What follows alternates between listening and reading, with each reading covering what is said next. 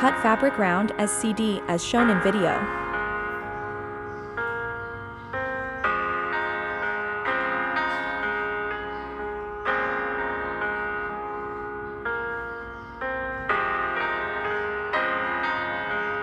Measure length, it's 19 inch. Measure breadth to 11 inch.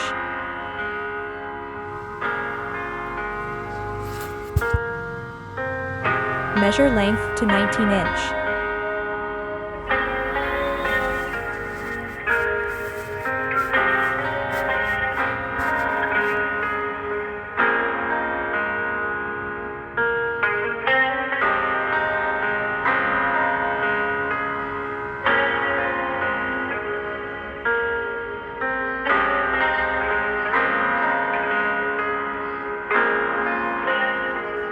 Let's start sewing.